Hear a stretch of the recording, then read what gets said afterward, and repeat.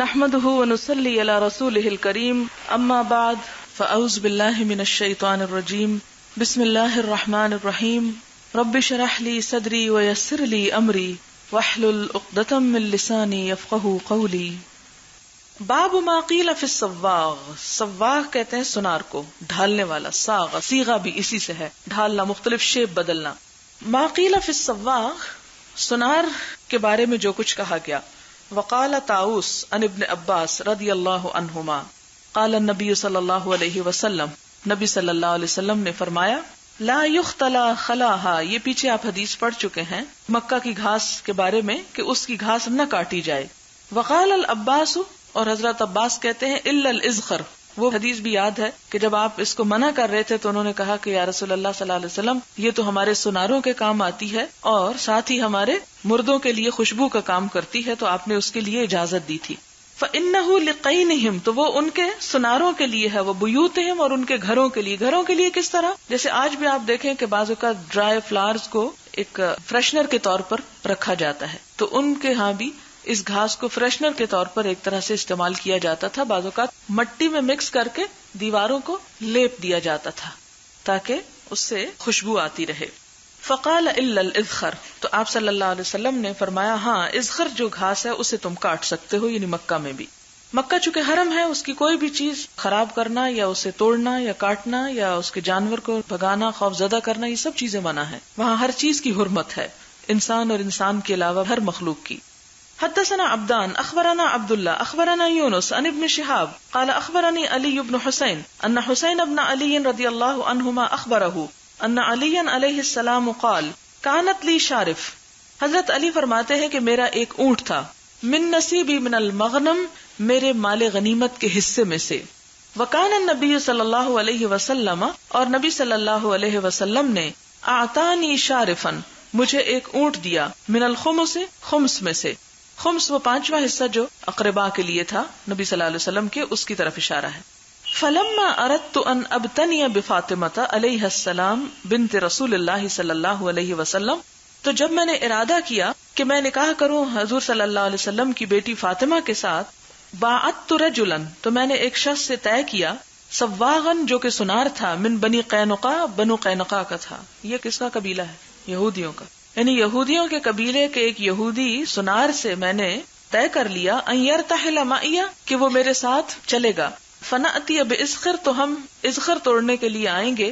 اردت ان ابیعہ من الصواغین، تو میں نے کیا چاہا کہ میں اسے بیچ ڈالوں سناروں کے ہاتھ. واستعین بہ فی ولیمۃ عرسی، اور میں مدد حاصل کروں اپنے شادی کے ولیمے میں. مراد یہ تھا کہ حضرت علی رضی اللہ تعالیٰ عنہ نے جب حضرت فاطمہ سے نکاح کیا تو رخصتی کے بعد جب ولیمہ کرنا چاہا تو ولیمے کے لیے انہوں نے یہ سوچا کہ وہ کسی سنار کو ساتھ لے کر باہر جائیں گے، وہاں پر وہ گھاس کاٹ کے لائیں گے، اسے بیچیں گے اور پھر خود پیسے کما کر ولیمے کی دعوت کا انتظام کریں گے. واقعے کا ایک حصہ یہاں پر بتایا گیا، پورا واقعہ نہیں. امام بخاری یہ واقعہ اس لیے لائے ہیں تاکہ یہ بتایا جا سکے کہ سنار کا پیشہ جو ہے یا سنار کی خرید و فروخت جو ہے وہ جائز ہے. حدثنا اسحاق حدثنا خالد بن عبد الله عن خالد عن اکرمہ عن ابن عباس رضی اللہ عنہما ان رسول اللہ صلی اللہ علیہ وسلم قال، نبی صلی اللہ علیہ وسلم نے فرمایا ان اللہ حرم مکہ، کہ اللہ تعالیٰ نے مکہ کو حرام قرار دیا. ولم تحل لأحد قبلی ولا لأحد بعدی، تو وہ مجھ سے پہلے اور مجھ سے بعد کسی کے لیے حلال نہیں. وانما حلت لی ساعۃ من نہار، اور میرے لیے دن کی ایک گھڑی کو حلال کیا گیا. لا یختلا خلاها ولا یعدد شجرها، نہ اس کا گھاس کاٹا جائے گا اور نہ درخت تراشا جائے گا. ولا ينفر صیدها، اور نہ اس کا شکار بھگایا جائے گا. ولا یلتقط لقطتها، اور نہ اس کی گری پڑی چیز اٹھائی جائے گی. الا لمعرف، مگر پہچان کرانے والے کے لیے، یعنی اس کی اجازت ہے. وقال عباس بن عبد المطلب، عباس بن عبد المطلب کہتے ہیں الا الازخر، سوائے ازخر کے، لساغتنا، ہمارے سناروں کے لیے، ولسقف بیوتنا، اور ہمارے مکانوں کی چھتوں کے لیے. فقال الا الازخر، تو آپ نے فرمایا ہاں ازخر ٹھیک ہے. فقال اکرمہ هل تدری ما ينفر صیدها، اکرمہ کہتے ہیں کیا تم جانتے ہو کہ شکار کا بھگانا کیا ہے؟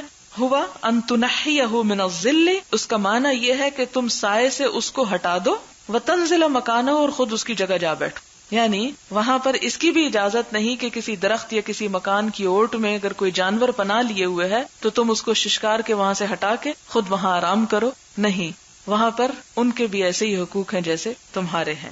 قال عبد الوهاب عن خالد لساغتنا وقبورنا باب ذکر القین والحداد. قین کہتے ہیں لوہار کو، حداد بھی لوہار ہے، یعنی لوہاری کا پیشہ جو ہے کیا وہ جائز ہے، درست ہے.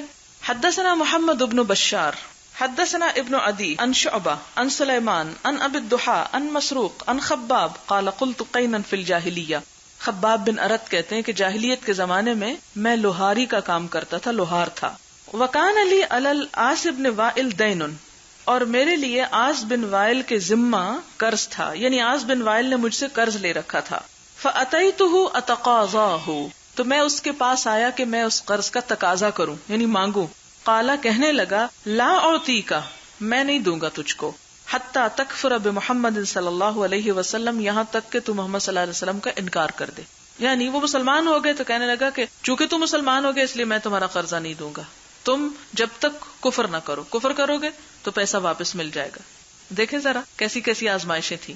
فقلت، میں نے کہا، لا اکفر، میں کبھی کفر نہیں کروں گا، حتی یمیتک اللہ، یہاں تک کہ اللہ تجھ کو موت دے، ثم تبعث، پھر تو مرنے کے بعد اٹھایا جائے، یعنی قیامت تک میں کبھی کفر نہیں کروں گا.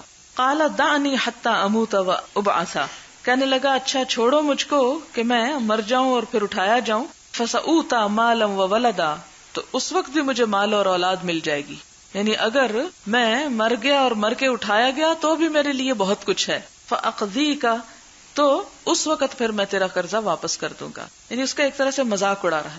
فنزلت، تو یہ آیت اتری، افرأیت الذی کفر بآیاتنا، کیا تم نے دیکھا اس شخص کو جو ہماری آیات کا انکار کرتا ہے. وقال، اور کہتا ہے، لأوتین مالا وولدا، کہ میں مال و اولاد دیا جاؤں گا. اطلع الغیبہ، کیا وہ مطلع ہوا غیب پر. ام اتخذ عند الرحمن عہدا، یا اس نے رحمان کے پاس کوئی وعدہ لے رکھا ہے. کوئی بھی شخص یہ دعویٰ نہیں کر سکتا کہ وہ قیامت کے دن اٹھنے کے بعد بہت کچھ دیا جائے گا. اسی لیے کبھی یہ کہنا نہیں چاہیے کہ فلاں شخص تو لازمی جنت میں جائے گا یا فلاں لازمی جہنم میں جائے گا. نہیں، یہ اللہ ہی بہتر جانتا ہے. اگر کوئی ایسا دعویٰ کرتا ہے تو اللہ تعالیٰ فرماتے ہیں اطلع الغیب، کیا اسے غیب کی اطلاع ہو گئی کہ ایسا ہی ہوگا اس کے ساتھ. ام اتخذ عند الرحمن عہدا، یا رحمان سے کوئی وعدہ لے رکھا ہے اس نے. باب ذکر الخیاط، درزی کا بیان، یعنی درزی کا پیشہ کیا یہ ہو سکتا ہے. اصل میں یہ سوال یہ پیدا ہوتا ہے کہ یہ بار بار یہ جو باب لا رہے ہیں امام بخاری اور مختلف پیشوں کا ذکر کرنے کیوں کر رہے ہیں. اس میں ہوتا یہ ہے کہ جو بھی پیشہ ہوتا ہے اس میں دراصل کسی نہ کسی انسان کو ایک سروس پرووائڈ کی جاتی، اس کی خدمت ہوتی ہے، اس کی مدد ہوتی ہے. اب مثلا کسی کا کپڑا سی دینا اس کی ایک طرح سے خدمت ہے، اس کی مدد ہے. تو کیا کسی مسلمان کے لیے جائز ہے کہ کسی کی خدمت کر کے اس سے پیسہ وصول کرے؟ کیا یہ ایک اخلاقی مسئلہ ہے؟ تو اخلاق اور تجارت کے اندر کون سی سرحدیں کہاں سے جا کے ملیں گی؟ کیا ایسا کرنا جائز ہے؟ کیا یہ کسی کی ضرورت کو ایکسپلائٹ کرنا تو نہیں ہے؟ کسی کے ساتھ زیادتی تو نہیں ہو جائے گی؟ کہیں یہ پیشہ حرام تو نہیں ہو جائے گا؟ کیا یہ کسی کی مجبوری سے فائدہ اٹھانا تو نہیں شمار قرار دیا جائے گا؟ تو اس چیز کی طرف دراصل توجہ دلائے گی کہ ایسی بات نہیں ہے. ہر شخص جو محنت کرتا ہے، کوشش کرتا ہے، اس کا حق بنتا ہے کہ وہ اس پر اجرت لے، کیونکہ اگر ہر شخص بلا معاوضہ کام کرتا چلا جائے دوسرے کا تو وہ اپنی ضروریات کہاں سے پورا کرے گا. حدثنا عبداللہ ابن یوسف اخبرنا مالک عن اسحاق ابن عبداللہ ابن ابی طلحہ انہ سمع انس بن مالک رضی اللہ عنہ یقول ان خیاطا دعا رسول اللہ صلی اللہ علیہ وسلم لطعام صنعہ، کہ ایک خیاط یا درزی نے نبی صلی اللہ علیہ وسلم کو اپنے گھر کھانے پہ بلایا. اب آپ نے چونکہ کھانا جا کھایا تو اس لیے اس بات کی طرف اشارہ تھا کہ اس کا پیشہ حلال تھا، جائز تھا، اس کی آمدنی درست تھی، اسی لیے آپ نے اس کی دعوت قبول فرمائی. قال انس بن مالک رضی اللہ عنہ، انس بن مالک کہتے ہیں فذهبت مع رسول اللہ صلی اللہ علیہ وسلم، تو میں بھی آپ کے ساتھ گیا، الى ذلك الطعام، اس کھانے پر، یعنی اس کھانے کی دعوت پر میں آپ کے شریک تھا. فقرب الى رسول اللہ صلی اللہ علیہ وسلم خبزا، تو اس شخص نے آپ کے قریب کی روٹی، ومرقا، اور شوربہ، فیہ دباء، اس شوربے میں کیا تھا؟ کدو تھا، وقدید، اور بھنا ہوا گوشت تھا. فرأیت النبی صلی اللہ علیہ وسلم، تو میں نے نبی صلی اللہ علیہ وسلم کو دیکھا، یتتبع الدباء، کہ وہ تلاش کر رہے تھے کدو کو، من حوال القصعۃ، پیالے کے کناروں سے. قال فلم ازل احب الدباء من یومئذ، تو حضرت انس کہتے ہیں کہ پھر میں اس دن سے کدو سے محبت کرنے لگا. حدیث تو لائی گئی ہے خیاطی کپڑے سینے کے پیشے کے بارے میں، لیکن اور بھی باتیں ہمیں معلوم ہوتی ہیں، اور اس میں یہ ہے کہ آپ صلی اللہ علیہ وسلم اپنے ساتھ اپنے غلام حضرت انس کو بھی ساتھ لے جاتے ہیں، جبکہ بلایا اس نے صرف کس کو تھا؟ حضور صلی اللہ علیہ وسلم کو. تو یہ چونکہ حضرت انس جو تھے آپ کے خدمت گار تھے تو وہ بھی آپ کے ساتھ گئے. دوسری بات یہ ہے کہ مہمان کے سامنے کھانا پیش کرنا چاہیے، یہ نہیں کہ رکھ کے اسے کہیں اچھا کھا لو اور خود غائب ہو جائے انسان، یا خود اس کو آفر نہ کرے. نہیں، ایک طبعی حیا اور جھجک ہوتی ہے کسی دوسرے کے گھر سے کھانے کو، تو اس لیے میزبان کا فرض بنتا ہے کہ وہ مہمان کو اصرار کر کے کھلائے اور اس کی عزت افزائی کے طور پر وہ کھانا اس کے قریب کرے، آفر کرے، پیش کرے. اسی لیے آتا ہے فقرب الی رسول اللہ صلی اللہ علیہ وسلم خبزا ومرقا، اور نہ صرف یہ کہ روٹی آگے بڑھائی بلکہ سالن بھی آگے بڑھایا. اور پھر وہ سالن کی تفصیل آتی ہے کہ ویسے تو شوربہ تھا لیکن ایک طرح سے ویجیٹیبل اور میٹ تھا. نبی صلی اللہ علیہ وسلم میٹ کی بجائے ویجیٹیبل کو پسند فرما رہے تھے اور کھا رہے تھے. ہمارے لیے بھی سنت یہی ہے. باب النساج، نساج کہتے ہیں جلاہے کو. جلاہے کا بیان یعنی کہ جلاہا کا کام کرنا جو ہے کیا یہ جائز ہے؟ حدثنا یحیی بن بکیر حدثنا یعقوب بن عبد الرحمن عن ابی حازم قال سمعت سہل بن سعد رضی اللہ عنہ قال جاءت امرأة ببردۃ، کہ ایک عورت حضور صلی اللہ علیہ وسلم کے پاس ایک چادر لائی، بردہ. قال، تو وہ راوی کہتے ہیں اتدرون، تم جانتے ہو مل بردہ، تو کہ بردہ کیا ہوتی ہے؟ فقیل لہ، تو اس سے کہا گیا نعم، ہاں ہم کو پتا ہے. ہی شملۃ منسوجۃ فی حاشیتھا، وہ ایسی چادر ہے جو کناروں سے بنی ہوئی ہو، یعنی اس پہ کوئی کڑھائی وغیرہ ہو، جسے کہتے ہیں نا کنی یا کناری جس کی بنی ہوئی ہو، حاشیہ. قالت، وہ کہنے لگی یا رسول اللہ انی نسجت ہذہ بیدی، کہ اے اللہ کے رسول صلی اللہ علیہ وسلم یہ چادر میں نے اپنے ہاتھوں سے تیار کی. اکسو، کہا کہ میں آپ کو پہناؤں، یعنی یہ میری ہاتھ کی بنی ہوئی چیز ہے اور آپ کو پہنانے کے لیے میں لائی ہوں. فاخذها النبی صلی اللہ علیہ وسلم، تو نبی صلی اللہ علیہ وسلم نے اس کو لے لیا. محتاجا الیہا، آپ اس کے ضرورت مند بھی تھے. فخرج الینا، تو آپ اس کو پہن کے ہماری طرف آئے. وانہا ازارہ، تو آپ نے اوپر اوڑھنے کی بجائے اسے ازار کے طور پر، تہبند کے طور پر پہن لیا. فقال رجل من القوم، تو لوگوں میں سے ایک شخص بولا، اور یہ حضرت عبد الرحمن بن عوف تھے. یا رسول اللہ، اے اللہ کے رسول صلی اللہ علیہ وسلم اکسنی، ہاں مجھے پہنا دیجئے اس کو، یہ مجھے دے دیں. فقال، تو کہنے لگے نعم، ٹھیک ہے، اوکے لے لو.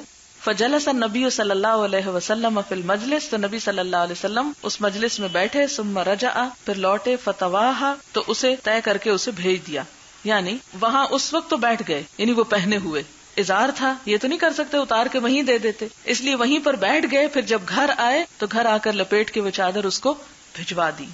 ثم ارسلها بها الیہ، پھر بھیج دیا اس کو اس شخص کی طرف. اور یہاں سے ایک اور بات پتہ چلتی کہ صحابہ کرام کی حضور صلی اللہ علیہ وسلم کے ساتھ بے تکلفی کتنی تھی، کہ بلا تکلف مانگ لی، اور نبی صلی اللہ علیہ وسلم نے بھی اس کو برا نہیں منایا اور اس کو دے دیا. یعنی یہ محبت کی بات ہے نا، جس شخص کے ساتھ محبت ہو، یہ جس پر کوئی مان ہو، اسی کے ساتھ یہ کر سکتا ہے، ورنہ کسی اور کے ساتھ تو یہ نہیں کر سکتا. اسے پتا ہوگا میں مانگ کے تو دیکھوں پھر جواب کیا ملتا ہے. اس سے آپ صلی اللہ علیہ وسلم کے وہ بہترین اخلاق بھی سامنے آتا ہے کہ دوسرے کی خواہشات اور جذبات کا کس حد تک خیال رکھا کرتے تھے. فقال له القوم ما احسنت، لوگوں نے کہا تم نے اچھا نہیں کیا، ملامت کرنے لگے اس کو. سألتها ایاہ، تم نے آپ سے یہ چادر مانگ لی. لقد علمت انه لا يرد سائلا، تم کو پتا ہے اچھی طرح کہ آپ صلی اللہ علیہ وسلم کسی سوالی کو لوٹاتے نہیں، خالی ہاتھ نہیں جانے دیتے. فقال الرجل والله ما سألته، تو اس شخص نے کہا کہ اللہ کی قسم میں نے مانگا نہیں اس کو، الا مگر اس لیے لتكون کفنی، کہ وہ چادر میرا کفن بن جائے، یوم اموت، جس دن میں مروں. قال سہل، تو سہل کہتے ہیں فکانت کفنہ، کہ وہ چادر ان کا کفن بنی. یہ وہی عبد الرحمن بن عوف جن کا آپ نے پڑھا تھا کہ وہ سعد بن ربیع کے ساتھ ان کی مواخات قائم ہوئی تھی، اور سعد بن ربیع نے اپنا آدھا گھر پیش کیا تھا، اپنی بیوی پیش کی تھی کہ میں اس کو طلاق دیتا ہوں، تم نکاح کر لو، تو اس سے نہیں لی.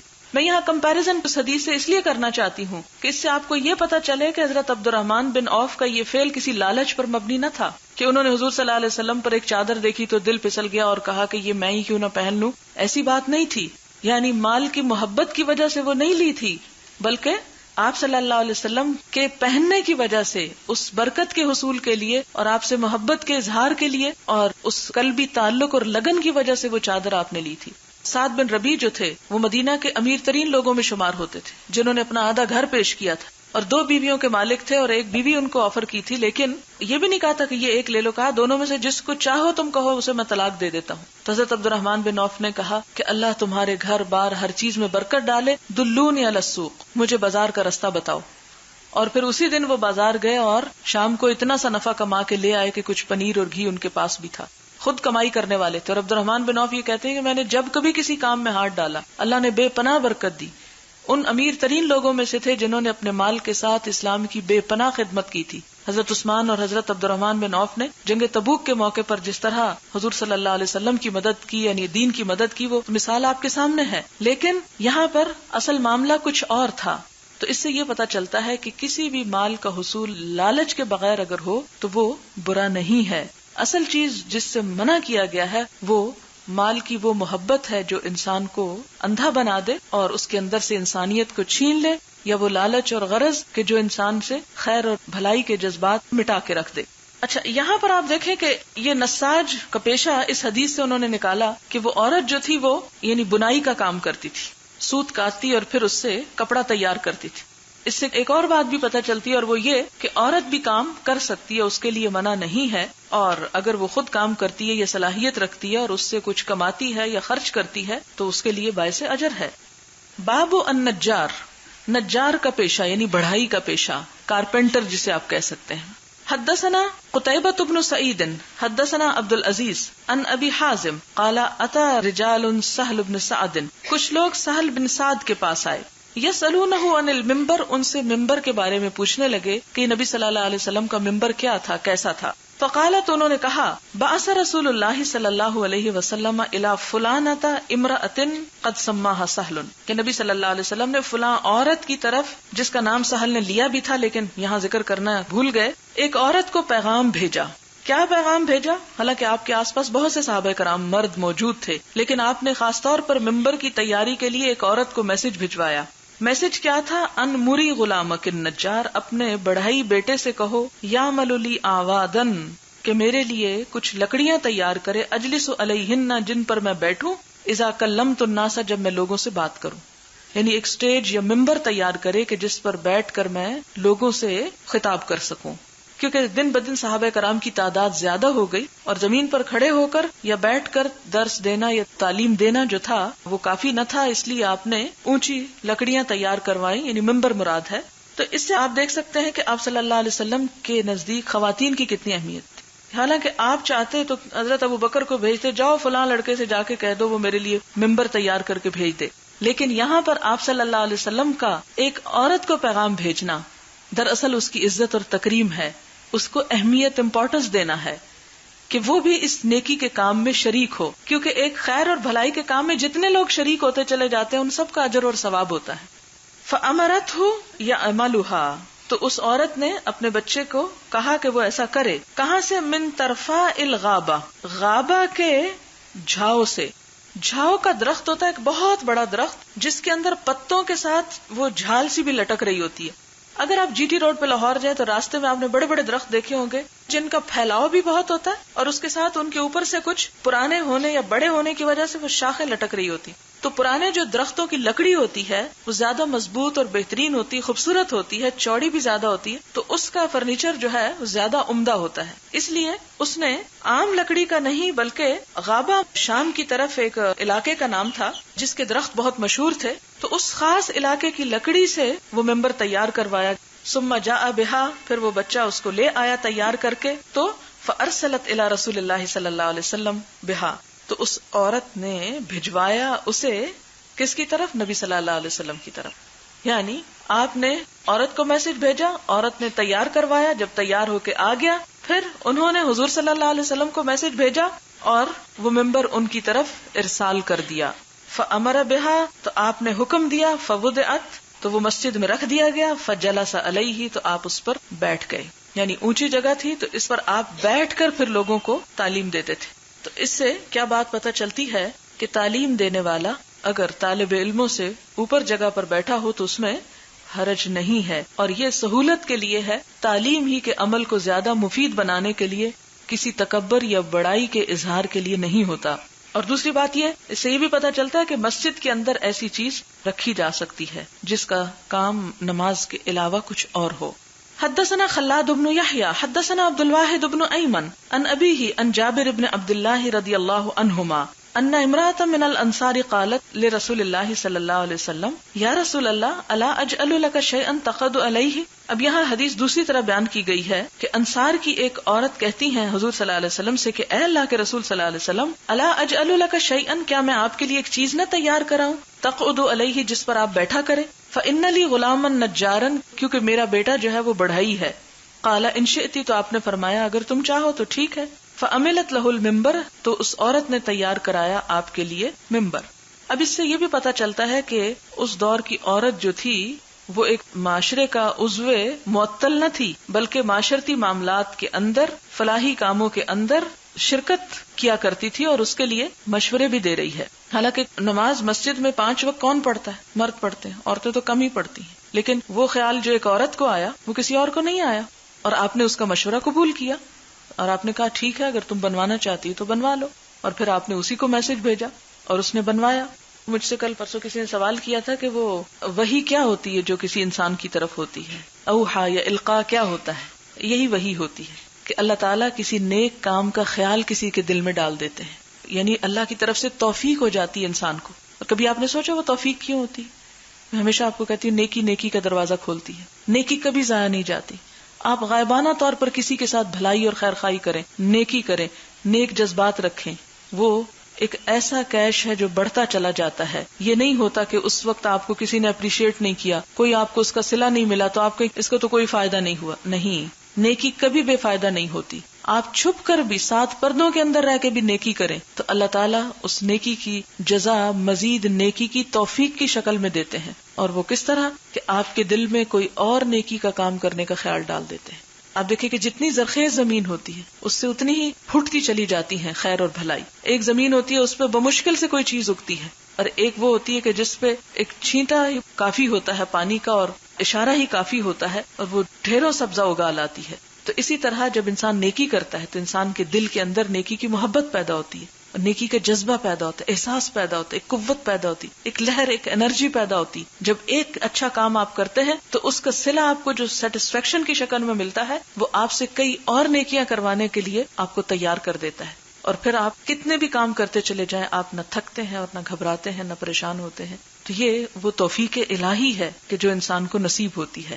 اور آپ دیکھیں کہ بعض اوقات ایک چھوٹا سا کام جو ہوتا ہے انسان کی بڑی بڑی نیکیوں پہ بھاری ہو جاتا ہے. اب آپ دیکھیں کہ اس عورت نے مسجد کے اندر جو ایک ممبر بنوایا اس سے بے شمار لوگوں کو فائدہ پہنچا، اور پھر وہ ایک روایت چل پڑی، آج تک ہماری مسجدوں میں وہ ممبر موجود ہیں. تو ایک اچھی سنت کی ابتدا ہوئی اس عورت کے اس مشورے کی وجہ سے، اس خیال کی وجہ سے. تو اچھے خیالات اللہ تعالیٰ کی طرف سے ایک بہت بڑی نعمت ہوتے ہیں. اسی لیے ایک اچھی سوچ اور اچھی نیت پر بھی ثواب ہے، خواہ وہ چیز پریکٹیکلی نہ بھی ہو. پھر اس کے بعد کیا ہوتا ہے، فلما کان یوم الجمعہ، تو جب جمعے کا دن آیا، قعد النبی صلی اللہ علیہ وسلم علی المنبر، نبی صلی اللہ علیہ وسلم ممبر پر بیٹھے، تشریف فرمائے. الذی صنع، جو تیار کیا گیا تھا، فصاحت النخلۃ، تو وہ کھجور کا درخت کا تنا جو تھا وہ چیخ اٹھا، رو پڑا.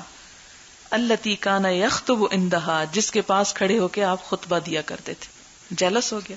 حتی کادت ان تنشق، اتنا رویا کہ لگتا تھا یہ تنا پھٹ پڑے گا. فنزل النبی صلی اللہ علیہ وسلم، تو نبی صلی اللہ علیہ وسلم اپنے ممبر سے اتر آئے. حتی اخذہا، یہاں تک کہ اس کو پکڑا. فضمہا الیہ، اسے اپنے ساتھ چمٹایا. فجعلت تئن انین الصبی، تو وہ ایک بچے کی طرح سسکیاں لینے لگا. تئن انین الصبی، جس طرح بچہ سسکیاں لیتا ہے اس طرح وہ بلکنے لگا. تئن انین الصبی الذی یسکت، جس کو چپ کرانا پڑتا ہے. حتی استقرت، تو آپ اسے چپ کراتے رہے یہاں تک کہ وہ اپنی جگہ ٹھہر گیا. قالا، کہتے ہیں بکت علی ما کانت تسمع من الذکر، کہ وہ کیوں رویا تھا؟ اس ذکر کی وجہ سے جو وہ تنا سنا کرتا تھا نبی صلی اللہ علیہ وسلم کی زبان سے، جو وحی اترتی تھی اور جو اللہ تعالیٰ کا کلام اور جو اللہ کی باتیں اور دین کی باتیں اس پر پڑھی جاتی تھی، اس کی وجہ سے وہ رو رہا تھا. اس سے ایک بڑی اہم بات ہمیں پتہ چلتی ہے کہ جس جگہ پر، جس گھر میں، جس زمین پر اللہ کا ذکر کیا جاتا ہے، وہ زمین بھی اس کی وجہ سے خیر و برکت کی دعائیں کرتی ہے اس شخص کے لیے، اور اس کے لیے گواہ ہوتی ہے جو اس زمین پر کوئی نیکی کا کام کرتا ہے. اسی طرح جو شخص جس زمین پر شر اور ظلم اور فساد کرتا ہے تو وہ زمین بھی اس کی حق میں بد دعائیں کرنے لگتی ہے اور اس سے پناہ مانگتی ہے کہ یا اللہ نجات دے ہمیں اس شخص سے. جیسے آپ جانتے ہیں نا کہ ان جمادات یا نان لیونگ تھنگز کے اندر بھی شعور کی ایک کیفیت احساس ہے.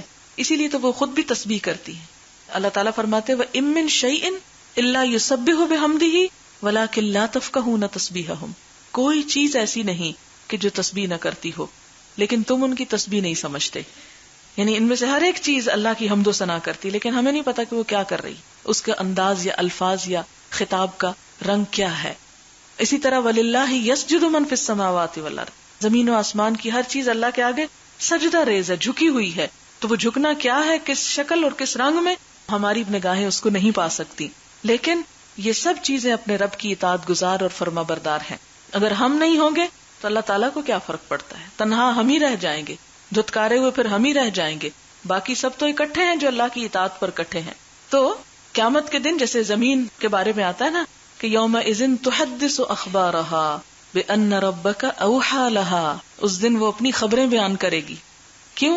کیونکہ رب نے اس کو اس بات کا اوحی لها، اس کا اشارہ کیا ہوگا، وحی کی ہوگی، کہا ہوگا کہ ہاں اے زمین اٹھو اور بتاؤ تمہارے اوپر کیا کچھ ہوتا رہا. تو وہ دیواریں اور وہ زمین اور وہ آسمان اور وہ سب کچھ جو ہمیں دیکھتا ہے، کوئی بھی اللہ کا ذکر کرتے ہوئے، کوئی خیر و بھلائی کا کام کرتے ہوئے، وہ سب پھر ہمارے ہم نوا ہو جاتے ہیں اور وہ سب اس چیز سے خوش ہوتے ہیں. ایک تائید حاصل ہوتی ہے ماحول سے بھی انسان کو، جب اس ماحول کے اندر انسان اللہ کی اطاعت کرتا ہے. اور جب نافرمانی کے کام کرتا ہے تو وہ سب چیزیں جو ہے ایک طرح سے بددعائیں کرتی ہیں اس شخص کے لیے جو ایسا شر اور فساد کا حامل ہو. باب شراء الامام الحوائج. امام کا حاجت کی ضرورت کی چیزیں خریدنا بنفس ہی، خود بنفس نفیس جسے کہہ سکتے ہیں آپ. یعنی کسی بڑے شخص کا، کسی امام کا، کسی لیڈر کا، کسی بادشاہ کا، کسی بڑی ہستی کا اپنے لیے خود خرید و فروخت کرنا، تو ایسا کرنے میں کوئی حرج نہیں، کوئی گناہ کی بات نہیں، ایسا کرنا جائز ہے اور ایسا ہونا چاہیے. وقال ابن عمر رضی اللہ عنہما، ابن عمر رضی اللہ تعالی عنہ کہتے ہیں اشترى النبی صلی اللہ علیہ وسلم جملا، کہ نبی صلی اللہ علیہ وسلم نے ایک اونٹ خریدا، من عمر حضرت عمر سے. واشترى ابن عمر بنفسه، اور ابن عمر نے خریدا خود. وقال عبد الرحمن ابن ابی بکر رضی اللہ عنہما، عبد الرحمن بن ابی بکر کہتے ہیں، یہ حضرت ابو بکر صدیق کے بیٹے ہیں. جاء مشرک بغنم، ایک مشرک کچھ بکریاں لے کر آیا. فاشترى النبی صلی اللہ علیہ وسلم منہ شاۃ، تو نبی صلی اللہ علیہ وسلم نے اس سے ایک بکری خریدی. واشترى من جابر بعیرا، اور حضرت جابر سے بھی ایک اونٹ آپ نے خریدا تھا. اس سے کیا پتہ چلتا ہے کہ دوستوں سے بھی خرید و فروخت ہو سکتی ہے، اور دوسری طرف مشرکین یا غیر مسلم نان مسلم سے بھی تجارت کی جا سکتی ہے. یہ مراد، یعنی نبی صلی اللہ علیہ وسلم اگرچہ ایک نبی تھے، رہنما تھے، امام الانبیاء تھے، کافروں کو بھی یہ اعتراض ہوتا تھا کہ ما لہذا الرسول یاکل الطعام ویمشی فی الاسواق. کہتے تھے یہ کیسا رسول ہے جو کھانا کھاتا ہے اور بازاروں میں چلتا پھرتا ہے.